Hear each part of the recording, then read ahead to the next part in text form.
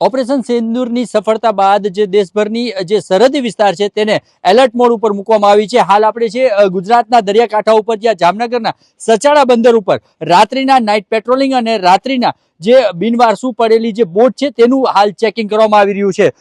જે પ્રકારની અત્યારે સરહદી પાકિસ્તાનથી નજીક હોવાના કારણે જે અત્યારે જામનગર જે છે તે દરિયાને ખૂબ જ એલર્ટ મોડ ઉપર મૂકવામાં આવી છે। તમામ સુરક્ષા એજન્સીઓ હાલ સતર્ક બની છે અને જે પેટ્રોલિંગ છે તે પણ વધારવામાં આવ્યું છે। પાકિસ્તાનમાં હુમલા બાદ જે સરહદી વિસ્તારો છે તેની સુરક્ષા એજન્સીઓ તમામ સતર્ક બની છે। દરિયામાં ગયેલા તમામ માછીમારોને હાલ પરત બોલાવી લેવામાં આવી છે અને તેને સૂચના પણ આપવામાં આવી છે। સાથે સાથે જામનગર પોલીસ દ્વારા જે સચાણા બંદર પર માછીમારો છે તેને સાવચેત કરાયા છે કે કોઈ પણ પ્રકારની દરિયાકાંઠા ઉપર કોઈ હિલચાલ દેખાય કે કોઈ શંકાસ્પદ બોટ દેખાય કે બિનવારસુ જે કોઈ સામાન દેખાય અન્યથા કે કોઈ વાહનની અવરજવર થાય ત્યારે જરૂર પડે તો સુરક્ષા એજન્સીઓને મદદરૂપ થાય ને તેમને આ બાબતે તમામ જાણ કરે। આ ઉપરાંત તમામ બોટ છે તેનું ચેકિંગ હાલ કરવામાં આવી રહ્યું છે। દરિયાકાંઠાના જેટલા પણ વિસ્તારો છે ત્યાં marine police, marine commando, SOG સહિતની ટીમ દ્વારા હાલ કાંઠા વિસ્તારમાં સતર્કતા વધારવામાં આવી છે અને નાઇટ પેટ્રોલિંગ દ્વારા હાલ જોઈ શકાય જે રીતે દ્રશ્યો કે બોટ છે તેનું એક ખૂણે ખૂણાનું ચેકિંગ હાલ જે છે દરિયાકાંઠામાં જોવા મળી રહ્યું છે।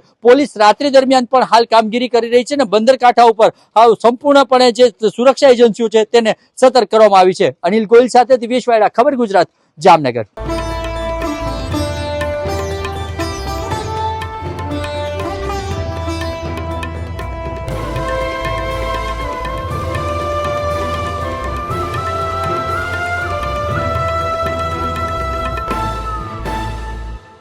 મારું નામ છે કાદર અકબર કક્કલ।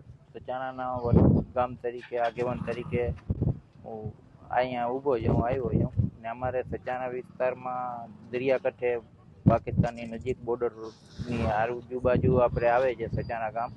હવે અમારે મચ્છીમારી છે બધી રીતે બંદોબસ્ત બધો કરી નાખ્યો, ખરી બોટું બધી આવી ગઈ છે ને હજી બોટું બીજી બહાર આવી છે। તમે બધી સૂચના લીધી છે, બધી બહાર બોલાવી લેશી, અહીંયા કાંઠે બધી થઈ જશે। કાંઈ પણ સરકાર તમને એવું લાગશે કાંઈ તમે જાણ સરકારમાં બધી કરી દેશે, અમે નેગ્રોટમાં હાજર છે।